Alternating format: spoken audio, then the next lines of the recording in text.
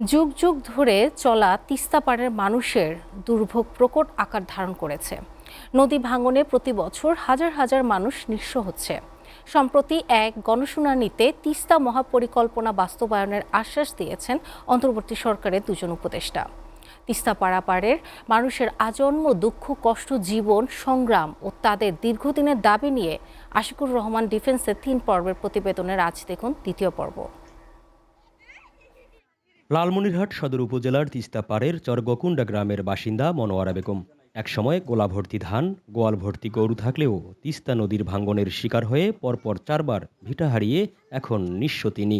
4 বেলা 5 বার আসে এখানে নিচে, তা এখানে থাকে না থাকে তার কোনো গ্যারেন্টি নেই। মনোয়ারা বেগমের পরিবারের মতো নদী ভাঙ্গনে আবাদি জমি ও ভিটা হারিয়ে নিঃস্ব হয়েছে হাজার হাজার পরিবার।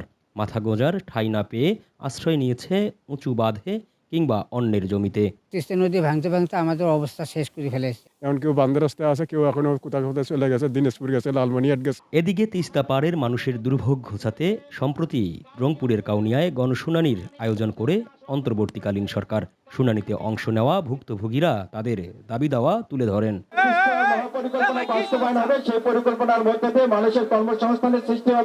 গণশুনানিতে নদী পাড়ের মানুষের বক্তব্য শুনে তিস্তার সংকটে স্থায়ী সমাধানের বিষয়ে আশ্বাস দিয়েছেন সরকারের এই দুই উপদেষ্টা। আমরা এমনই এক ফ্যাসিবাদী সরকার পেয়েছি যারা শুধু বলে গেছে যে ভারতকে যা দিয়েছি আজীবন মনে রাখবে, কিন্তু ভারত থেকে কিছু আদায় করতে পারেনি।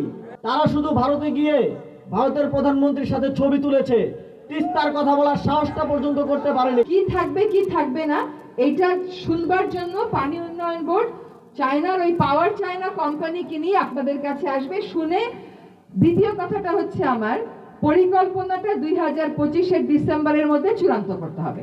ভারতের একতরফা পানি প্রত্যাহার ও বর্ষা মৌসুমে পানি ছেড়ে ভাঙ্গনের মতো মহা দুর্যোগ তৈরি করায় স্থায়ী সমাধানের দাবিতে নদীপাড়ের বাসিন্দারা আন্দোলন গড়ে তুলেছেন তিস্তা মহাপরিকল্পনা বাস্তবায়নের। তাহলে কি থাকবে কি থাকবে না। Ashikur Rahman defence, SA TV, Rangpur.